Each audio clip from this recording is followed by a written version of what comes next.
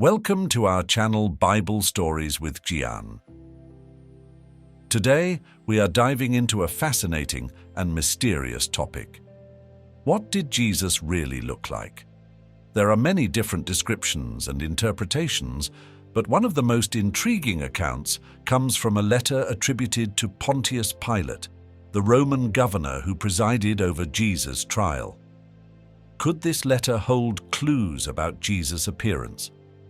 Stay with us as we explore the story behind Pilate's letter and what it says about the color and face of Jesus.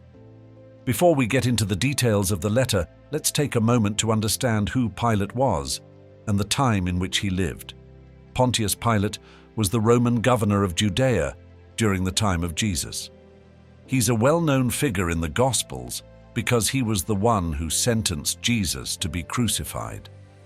Now, during this time, it was common for Roman officials to write reports and letters to their superiors about important events in their provinces. Some historians believe that Pilate may have written a letter to the Roman Emperor Tiberius describing Jesus and the events surrounding his trial. This is where the idea of Pilate's letter comes from. However, it's important to note that there is no solid historical evidence that this letter actually exists. The letter has been mentioned in various ancient writings, but its authenticity is debated among scholars. Despite this, the description of Jesus in Pilate's letter has captured the imagination of many throughout history. Now, let's talk about what the letter supposedly says about Jesus' appearance. According to the text, Pilate describes Jesus as having a serene and dignified look. He reportedly mentions that Jesus had a noble bearing, making him stand out among others. One of the most interesting details in the letter is the description of Jesus' skin color. The letter is said to describe Jesus as having a complexion that was fair but slightly darker, almost olive-toned. This matches what we might expect of someone born in the Middle East. Pilate is also said to describe Jesus' hair as being of a chestnut or reddish-brown color, and his eyes as being clear and possibly blue or hazel. The letter describes Jesus as having a beard and long hair parted in the middle, which was common for Jewish men of that time.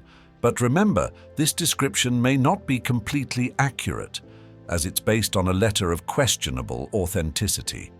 Yet it's still fascinating to consider what Jesus might have looked like according to this ancient account. It's also interesting to compare Pilate's description with other accounts of Jesus' appearance. The Bible itself does not give a detailed physical description of Jesus. In Isaiah 53:2 it says, "He had no beauty or majesty to attract us to him, nothing in his appearance that we should desire him." This suggests that Jesus looked like an ordinary man of his time. Early Christian art also provides different depictions of Jesus, sometimes showing him with darker skin, sometimes lighter, with varying hair colors. These depictions often reflect the cultural and ethnic backgrounds of the artists who created them.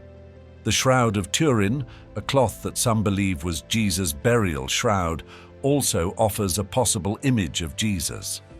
The face on the shroud shows a man with a strong bearded face, but the details are faint and open to interpretation.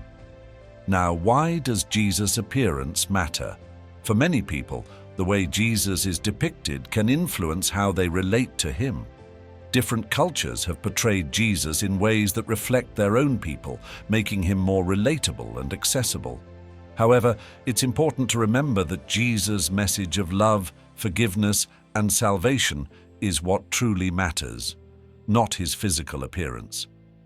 The descriptions we have, whether from Pilate's letter or other sources, are just one way to visualize Jesus. What's most important is how we follow his teachings and live our lives according to his example. Whether Pilate's letter is real or not, it provides a fascinating glimpse into how people in ancient times might have imagined Jesus. But in the end, it's his words and deeds that have changed the world, not the color of his skin or the features of his face. Thanks for watching. If you found this video interesting, don't forget to like, share, and subscribe for more content like this. See you next time. God bless you.